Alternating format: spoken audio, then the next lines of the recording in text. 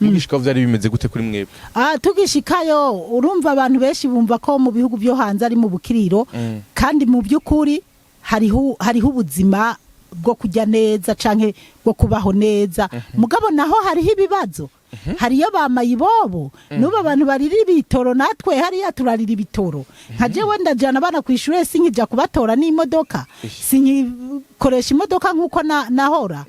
gusa ubuzima buriho ariko nigeze kuba bashaka kunsohora mu nzu muri Australia narashitse muri Australia gute je mu by'ukuri ndi umukozi w'Imana ntabikorera inzara kuko Yezu urumva ngiye kukubwira ibintu byanje ni birebire kuko je Yezu yaranteye iteka yari yaranyemereye kumpa inzu nk'ubu yarampaye inzu yiwanje kandi nibake bari hanze bagurinza amakasi yego rero hanyuma ndi umukozi w'Imana numva nishimiye nama imbere y'Imana nkaja muri chapelle nkamara y'umwanya nsenga kandi nkabona ko Yezu atwishura ndiko ndaraba abantu bakwiye kuja hanze ari uko babona bibereye nyene bigiye mu muco ariko guhangayika kuko hari abantu bari muri Tanzania za Kankuma za Kenya babonye bamwe tugiye iburaya nabo baca bahangayika cyane no kumva ko mpaka bazogenda nubu bamwe barapfiriye mu makamba abandi nubu niyo bakiri ibintu nk'ibyo rero je cyo mbona iki gihugu cy'u Burundi bano b'i Burundi nyene batacyubatse ngo bakigire nka Australia nka Dubai nk'iki ntabwo abo muri Australia baje bazungu aribo bazoza kukitwubakira dusoza ingeno cacu rero duhimirize aba diaspora abarundi baba mu mahanga kugira ngo baze kubaka ibintu mu Burundi abashaka ngo Burundi burakinye Burundi bimeze gute ariko koko ni bukenya reka ndakubwire ingorane ziri hano mu Burundi nabari mu gihugu bahemukira twebwe aba diaspora kuko ndakubwiye je ngene nahemukiwe nabwo wo kwibura twebwe ku muryango wacu igicapo kihari ni kiza kuko Fabrice mu bintu akora bijya byo yubaka naramusapotinze cyane nk'umuvyeyi rero urumva nubu uko biri kose nibaza ko ubuzima bwacu urabona nubu ko navuye muri Australia nkaza mugabo nyene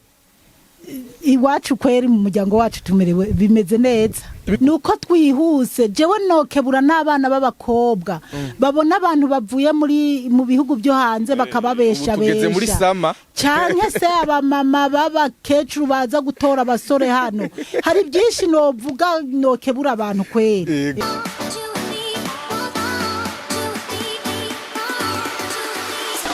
Welcome ladies and gentlemen muraho murakomeye nizera ko mizi neza muri hose mwiriwe canke mwaramutse bivanye na mwereriye my name is Frank the answer in Magic Channel TV ndaguikaze wose uri kwadukurikirana wewe wese uri kuraturaba muri no mwanya ni Magic Channel TV ndakuramutsa wewe wese uri mu bihugu bitandukanye uri mu Rwanda uri muri Congo uri muri Tanzania uri muri Kenya uri Buraya uri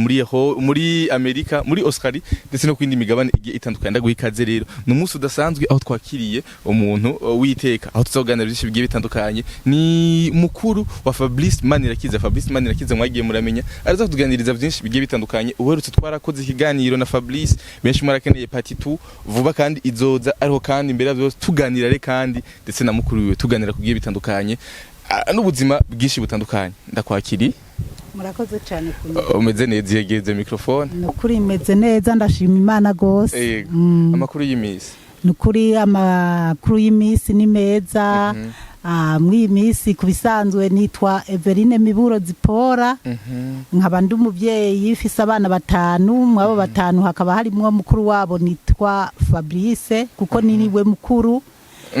ubwo rero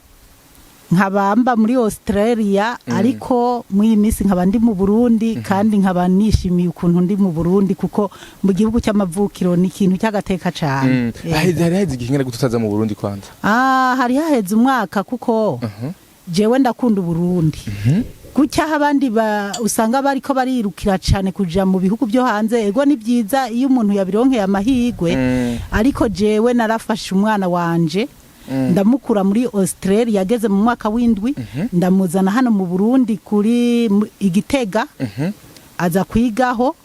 yiga kuva mu w'indwi kugera mu wa 12 rero mu mwaka uheze naraje kwakira diplome rero duca turasubirana muri Australia ubu ariko ariga university. ni kuvuga yuko wamukuye ariga mu windwi uje kugira ngo yige mu Burundi amenye ikirundi amenye n'imico y'abarundi ariko kandi mu ntumbero yo ku abana bari mu bihugu biteye imbere benshi barononekaye cyane.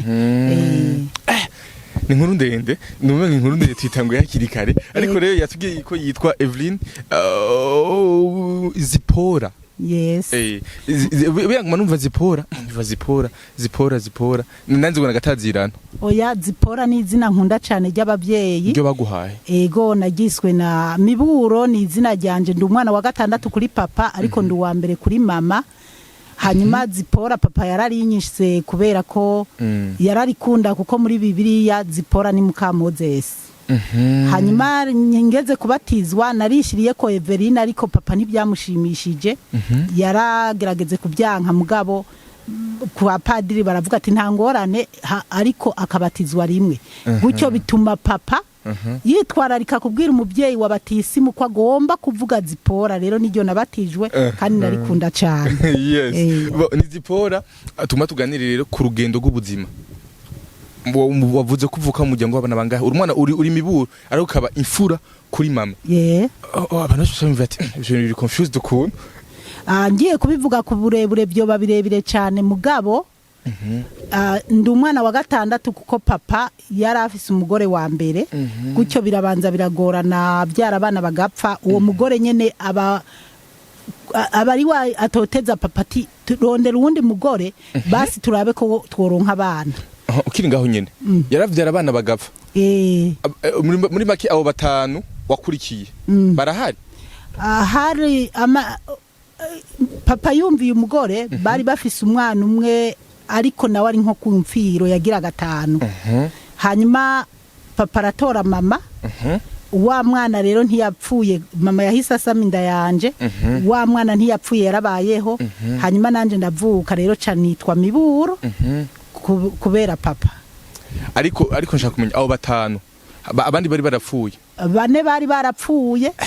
atora mama afise umwana wa gatanu ariko uwo mugore nyamwana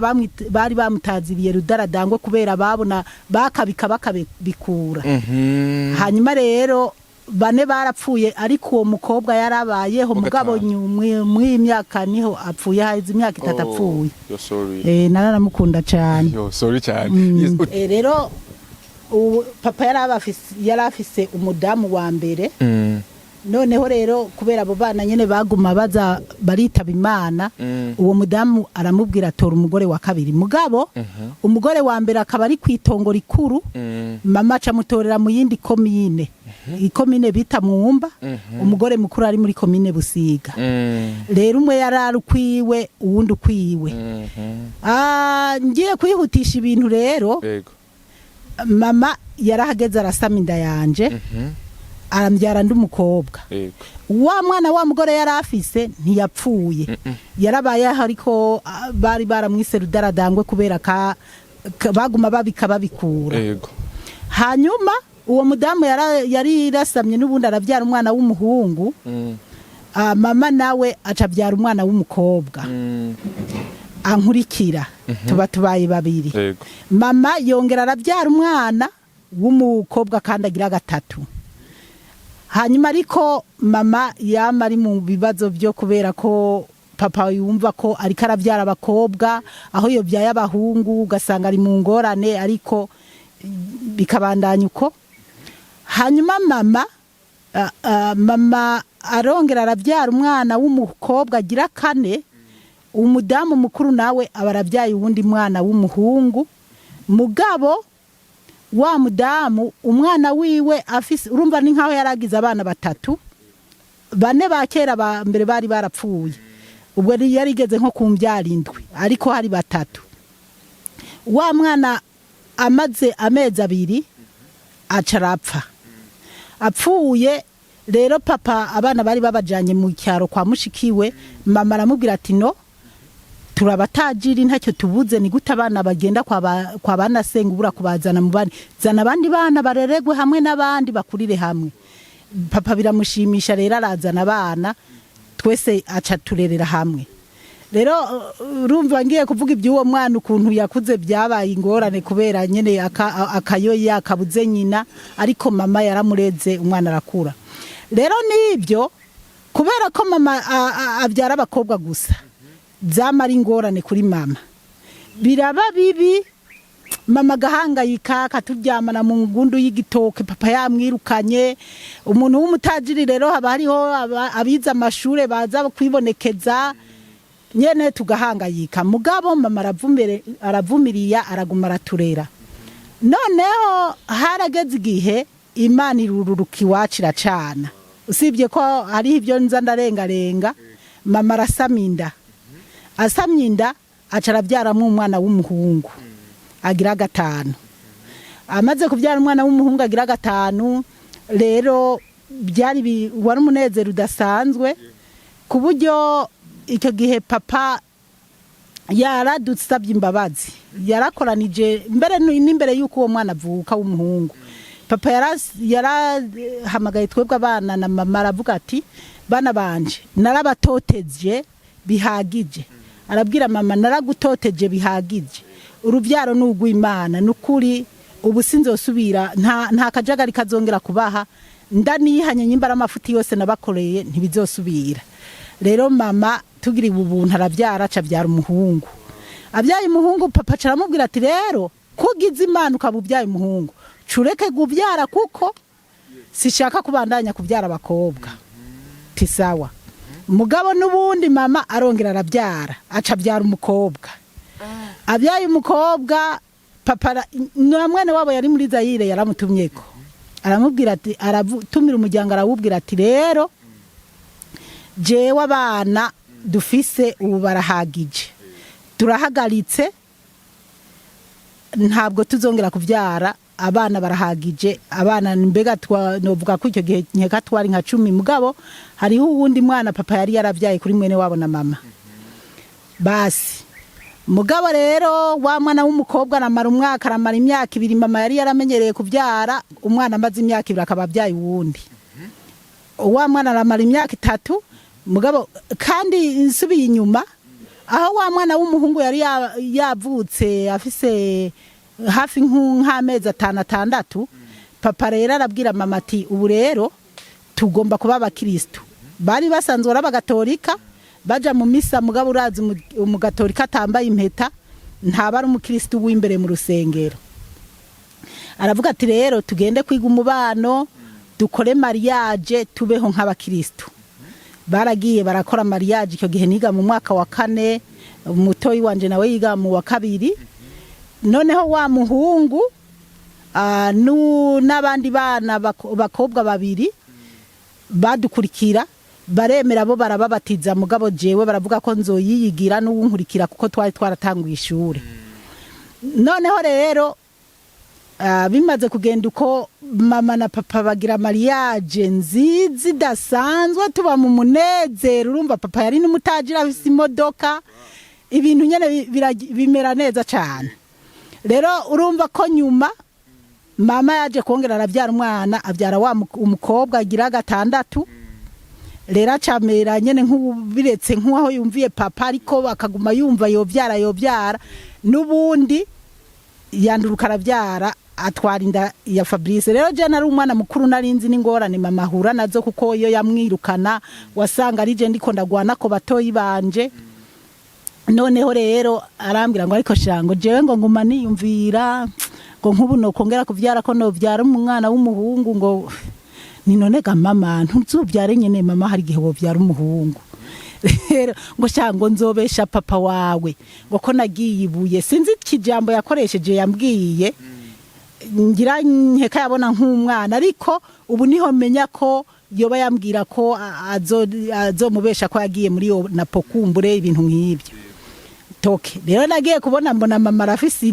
indira kuze mugabo nkamana mbona mama yicurikiriye nanje nkumva umenga ndafise agahinda ndabye ko mama umenga nta munezero afise rero nyuma rero nagiriwe ubuntu agiye kubyara acabyara umuhungu yewe iwacu haraba ibintu papa yari umutajiri abana batanu b'abakobwa yatubyariye mu rugo, mugabo wa muhungu yagize gatanu yamubyariye kwa muganga, na Fabrice yagize indwi yamubyariye kwa muganga. Agitwara inda nyuma ya Fabrice, ubuzi papa wawe yamufata gute mama muri ico gihe? Kumva yari yamusezerane yuko azosubira kuvyara, zari bimeze gute n'umuso kuvyara? Kubera ko papa yari yaramaze kuba umukristo, mama yaherutse gukubitwa mbere yuko wa muhungu yagira gatanu yavuka. Nubwo yaje kuvyara wa mukobwa, papa yarababaye mugabo ntiyamutoteje cyane, gusa yaravuze ati tugeze aha abana dufise baramaze, kuko papa yari n'umuntu w'umutima mwiza, wasanga saa sita zigeze abana bamayibobo bose baje muhira bakadusukira ku isiniya mu kurya tugasangira. Abonye nukuri papa yarakundana cyane. Basi ubwo rero havuka Fabrice. Umuso kuvyara wari umusumeze gute muhira? Rero je nagiye kumva mu gatondo buri mu guca, numva imodoka, papa ari kwatsa imodoka, ndibaza papa ko ari karatsa imodoka agira je, ntabwo nari twari tubimenyereye. Hanyuma numva umukuru wanje tutari dusangiye mama, numva araje arambwiye ngo shango burya rero ngo bigakomeye ntinibiki, numva ndasidutse ngo ahubwo ngo papa ngo agira jane mama kwa muganga. Mu mutima wanje kandi narumvise ijwi ribimbwira ati mama agiye kubyarira kwa muganga arazana umuhungu. Rero numva nyene baragiye kwa muganga. Haciye hari ahantu hitwa Ibuye, haciye nk'amasaha 2 canke 3 mu gitondo bagiye mu Gatwenzi,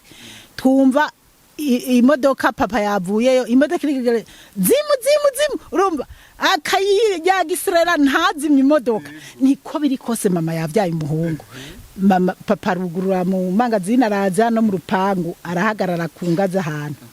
aravuga ngo bene mwese ngo muri ngo nimuze aratubwira ngo mama yabyaye umwana ngo w'umuhungu munini. Urumva anezerewe cyane ngo ararutana zipora ngo na Nesia ntibinga ngo mwese arabaruta, turaryoherwa rero. Yewe ubwo nyene ngira yaciye agenda mu masoko ingahe Ngoza aragura ibigoma, aragura amaswime tutigeze tubona. Rero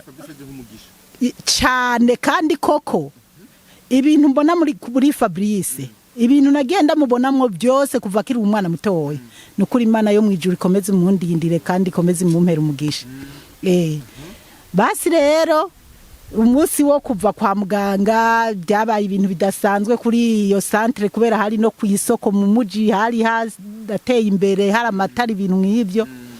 Nubwo turanezerwa rero, ngiye kwihutisha ibintu. Amaze umwaka, ngira umwaka n'amezi nk'abiri canke umwaka, kuko yarari umwana kiga gutambuka. Papa namukunda, urumva nkimba agiye Bujumbura akamuzanira ibintu akatubwira yuko azomugurira ibirato by'amatara, ntabyo twari tumenyereye, mbese akamuzanira ibintu tutamenyereye. Rero intambara rero iza gutera hageze aho ibintu biryoha. Ariko rero nsubiye inyuma, Fabrice akivuka amaze nk'indwi imwe itarenga canke nk'imisi 6 yaravuye ku Ruzogi. Mama rero abari karadandaza mu mangazini, jewe rero aramumpa, hanyuma ndamuhetse ndamurereka ku kajisho, ca ndafata akayira ngenda gusenga ahantu hitwa Gatsinda, iminota 30 canke irenga uri kuratambuka n'amaguru. Ndakobagira ndagenda mu rusengero, ku paruwasi y'ahantu mu Gwarangabo. Ndinjira mu isengero ndicara, imisi iratangura,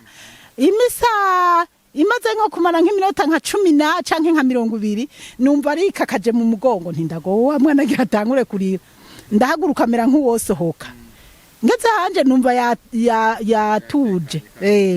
Nubundi nongera ndasubira mu rusengero, ndicara nubundi ndamara kandi kanya, numva ari karinyagaza, mbuze gutaha, ca ndahaguruka ndataha. Nashe rero wamenga birimo umunyenga, aho nociye mu nzira ngo mbandanye ntahe, numva noca ahantu ku mabare y'Igatsinda ku izone, abantu babone ko mpetse umwana namupfutse kajya kantu ibintu nk'ibyo. Canca aho hantu ku izone ndatambuka rero abantu bambona ngo yo ngo wa mukobwa wa Karaveri yaravyaye ngo yo ngo mbega yaravyaye ikinyendaro abantu bakumva ko ari umwana wanje ntibumve ko ari umwana wa mama mugabo nyene ndakobagira harageze ahantu ndagakura mu mugongo hanyuma mbona karanda mbona ntangorane nyuma nongera ndasubiza mu mugongo ndakobagira ndataha nshitse muhira sanga mama ariko aradandaza ibyashara n'ibyashara ariko ndiyicarira hajya ndanuma nyuma ndagakura mu mugongo ndakarera hanyuma mama nyuma arageraho ngo umwana yarize nze ndamwose ngo oya nije nabimubwiye ntoya ntimugabo ntingira arakeneye konka rero mama nyuma araza aricara atangura kosa umwana aramwesa mbona arakwegaguye naje ntibujya rero turavuye gusenga ngwe ntituravuye gusenga muvuye gusenga ntibujya mvuye gatsinda mu misi ngo zipora warasatse nguvuze ngo iki nijena ntimvuye gusenga n'ubu mwana ntitwajanye ntimugabo ntinoneka mama umwana natekereza ntiyarice ni kandi nabonye imisi igeze hagati candatana kugira umwana ntaze kurira nkiri mama yarababaye ngo hamwe wozobisubira nzobibwira so kandi uzobwowe toyasi nzosubira rero hari ukuntu menga Imana hari ibintu yari yarashize muri jewe na Fabrice nihuse rero afise umwaka intambara iratera nabwo sinokubwira ngiye kuvuga uko intambara yateye n'ukuntu twagiye turarokoka nibirebire mugabo gusa intambara ya intwa zaravuze turiruka bene wacu banca ko biruka njewe ntekereza ko mama hetse Fabrice kandi hariho nabatoyi bacu ndababwira nti nimuze dusubira inyuma kuraba mama tumutwaza abana nabo ngo nta wanyishuye jewe rero kuntu nakunda Fabrice casubira inyuma niruka kuraba mama bariko bararasa ariko aho ndi guca ku mayange mvuze byinshi ntitwobivamo casubira inyuma campura na mama ariko arabwata hetse wa mwana Fabrice yaramaze kuba umwana munini atambuka yaratangwe no kumenya kuvuga ndamumwakira turiruka rero aho kwirutse ngo tubandanye mama ngo we Arise wanje ngo we Vitali wanje agahinda asubira inyuma ni mama ngo tugende ngo twiruka abantu bose haraba bariko bari inkoza yavuga akiruka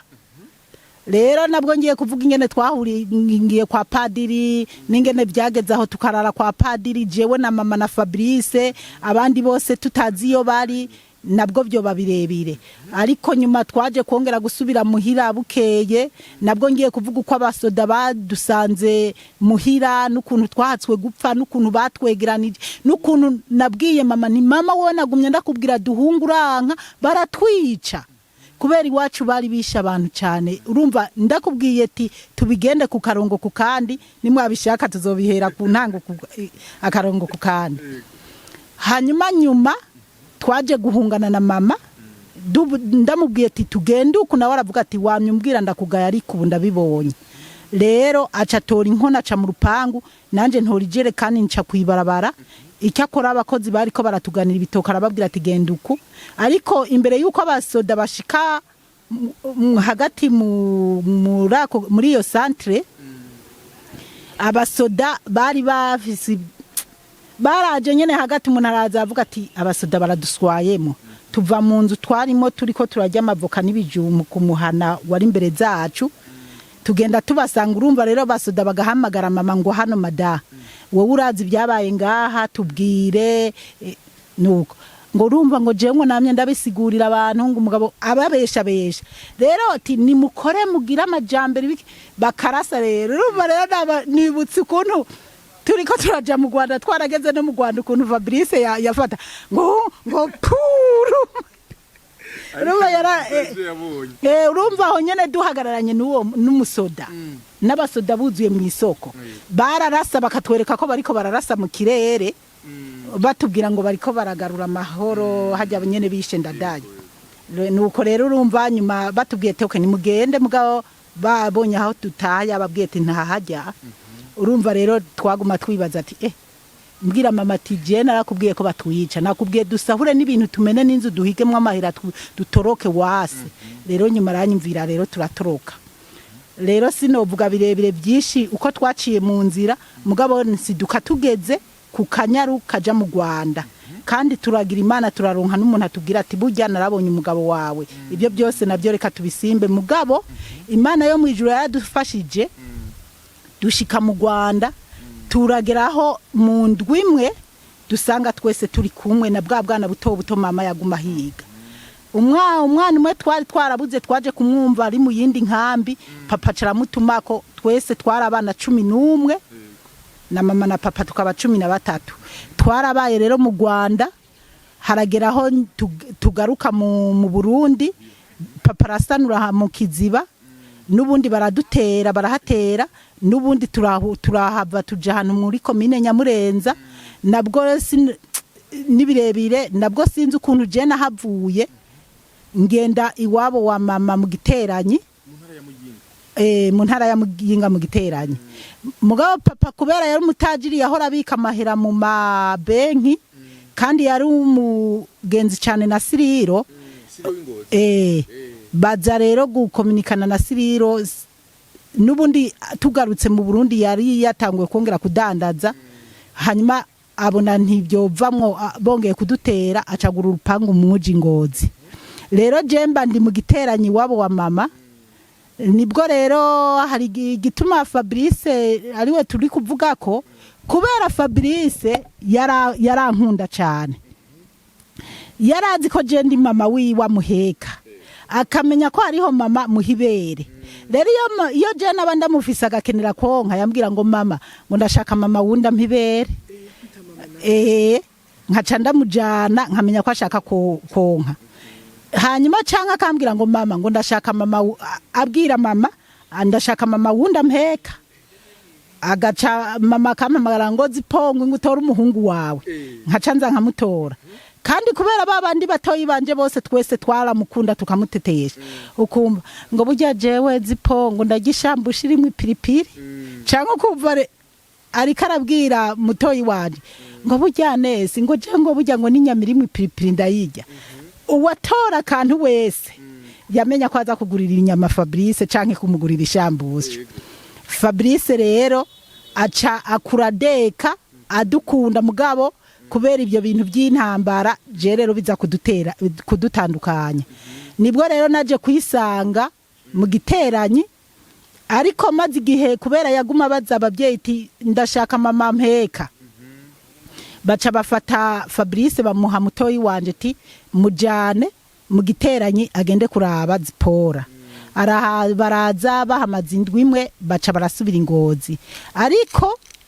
kubera nahone hari ibintu nyene urabona hari 94 hari ibintu nyene by'akajagari naho haza gutera intambara casiduka nisanga ngeze muri Tanzania naho urumva iyo yoba ari ntahe yanje nkubwiye amagogwa nabanye muri Tanzania ntagira abavyeyi ntagira umuryango nibirebire ibibazo nagize muri Tanzania ariko mu nkambi y'ahantu hitwa Gitare twari twashikiye muri Tanzania ahantu hitwa Gitare birukanya abanyarwanda baca badukura Gitare batuzana ngaho muri Rukore aho ahavuye abanyarwanda ahantu hitwa Rumasi ariko bivanye n'ubu brand twabamwo twari tuharaye imisi 2 twubatsa burya buzu bugerekeranye ndaraba mu byaranje ukuntu yankunda n'ingene nanka kuvuza induru aho casaminda nyuma mbyaye mfisinda aranyihakana umugore wiwe arabimenya kandi yaguma mpenda ko azontunga nubwo yari nanyirinkiri nkuma akanyumvisha ko dutunga twese ariko nyuma biba bibi urumva ngiye kubikubwira ukuntu nabyaye akihakana umwana nkandagara nkagogwa abantu bakantwenga ndanakubwiza ukuri barahindura topic ngo ndumututsi kazi bashaka kunyica bakaza kunkura mu nzu ngo bagende kunyica Imana igakinga urumva narahuye n'ibigeragezo nkubwiye intahe yanje basi rero hahandi ruko Gitare twavuye tuja muri Rumasi naho ndahagirira ibigeragezo ariko ho umugabo aza kugeraho twongera dusubiza hamwe ndabyara n'umwana baramwica bamuroze uwo muvyara we nyene yego twasubije hamwe ariko umwana amaze gupfa haba ibibazo birebire candahava canigira handi kandi candavuga ati naho byo miragute aragerageza ko twonasubirana ndavuga ati no ariko yarafite abandi bagore bane oya yari afise umugore umwe afise abana bane uwo rubaye wa kabiri je nari umugore wa kabiri ariko nyene byari ingorane zidasanzwe rero muri Rumasi ahantu aho Rukore hari byinshi novuga ko ariko kubera ndiko ndibanda kuri Fabrice hariho igihe nigeze kuza mu Burundi gutembera ababyeyi bakiriho ariko nyuma nza gusubira mu nkambi hanyuma ikindi gihe mama nza kumva papa yarapfuye ndi mu nkambi ndababara nyene ndiyakira hanyuma haheze igihe nabwo nza kumva ko na mama yapfuye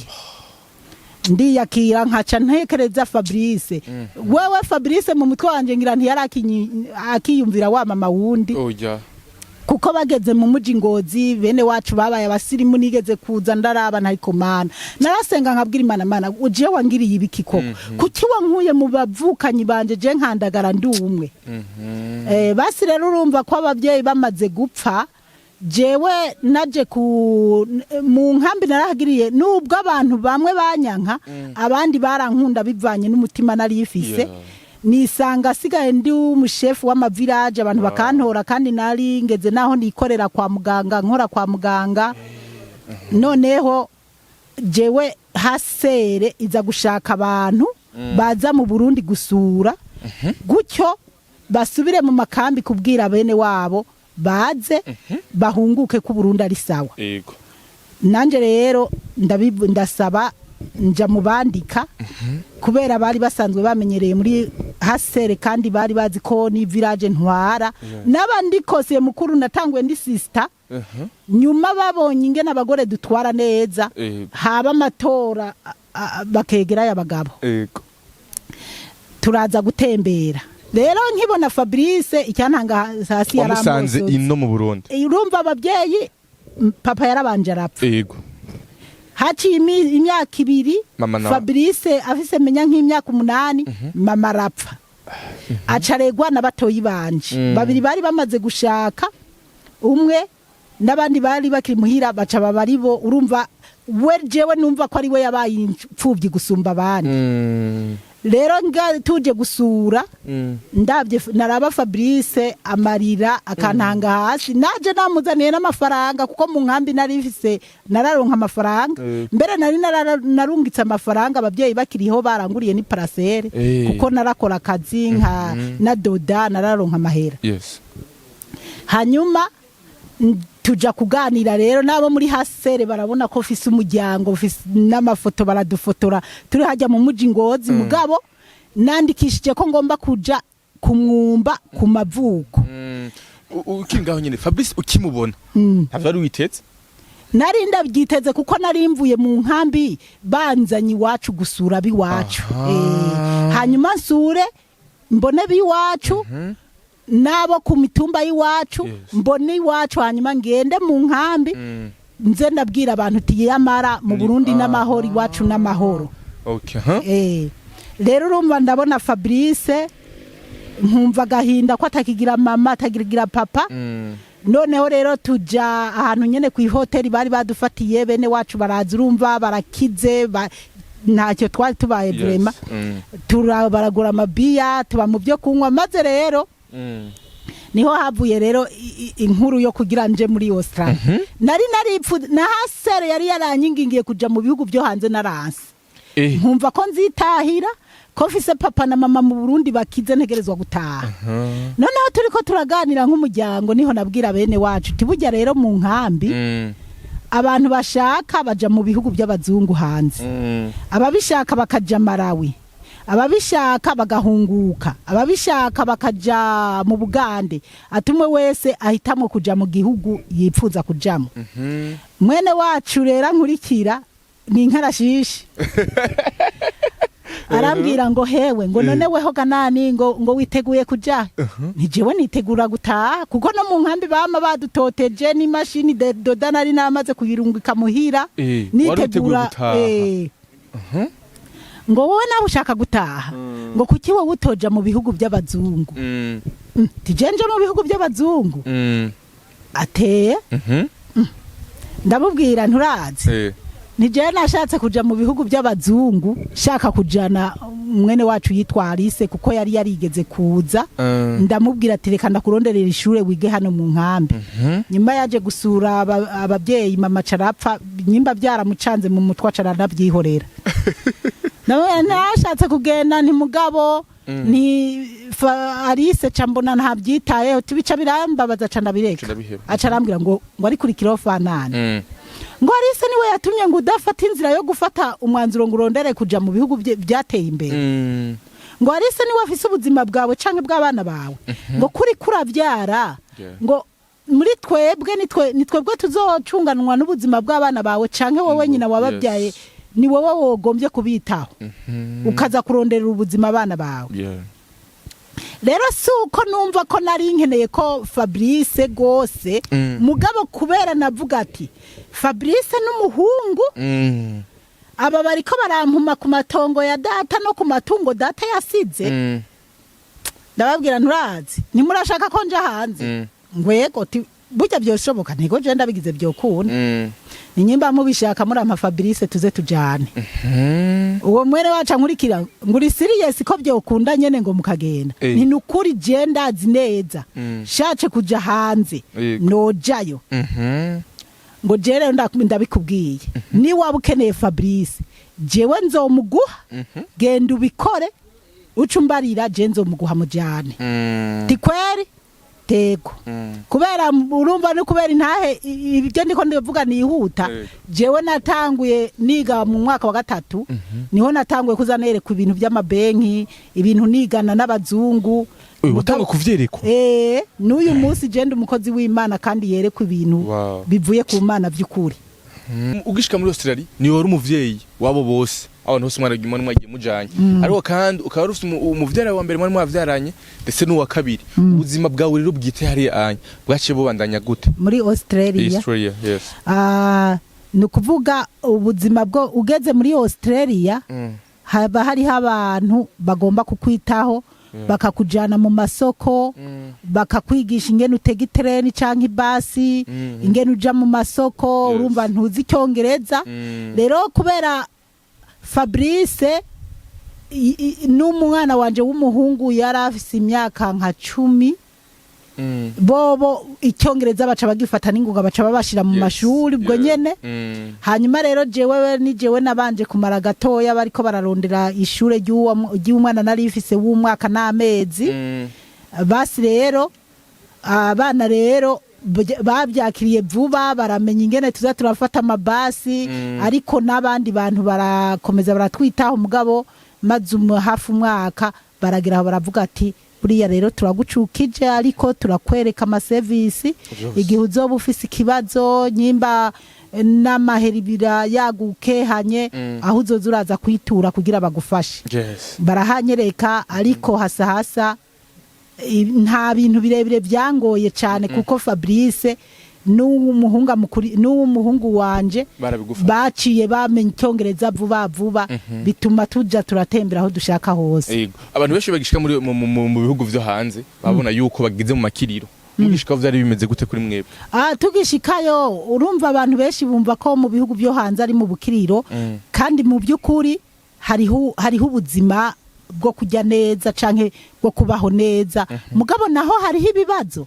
hariyo bamayibobo nuba abantu bariri bitoro natwe hariya turarira ibitoro nkaje wenda jana bana kwishure sinkija kubatora n'imodoka sinkikoresha imodoka nkuko nahora gusa ubuzima buriho ariko nigeze kuba bashaka kunsohora mu nzu muri Australia narashitse muri Australia gute byo babirebire tugiye kubivuga ukuntu bashatse kuzora ndaja no muri koti kuburana hanyuma mbere turatatana Fabrice kubera ishure yigamwo ubwa mbere twabanje kuba turi kumwe na Fabrice badufatiye hotel hanyuma wundi mwana abari ku wundi muntu mugabo nyuma nabwo kandi kubera abazungu bankunda barambwira n'ukuntu bakunda Fabrice nibo bamwe barimo bambwira ati wowe rero Zipora uca ubwenge hano leta iratanga amazu ku bantu batishoboye wowe kureza abana b'ipfubyi Diedone akaba ari impfubyi leta izoguha inzu gutyo rero canza ndondera inzu nyene bigura intege kugira leta impinzu kandi koko leta yarampaye inzu kuhaba rero ntabwo byangoye kuko naronka amahera burindwi zibiri nkafata amahera y'abana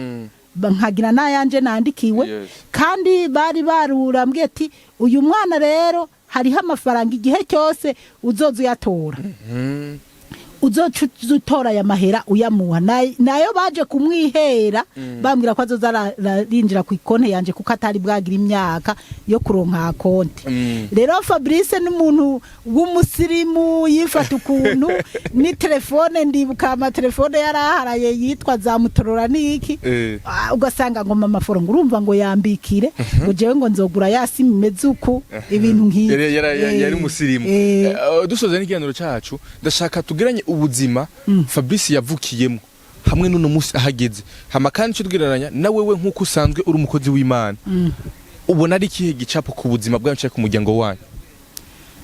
kwebwe ku muryango wacu igicapo kihari ni kiza kuko Fabrice mu bintu akora bijya byo yubaka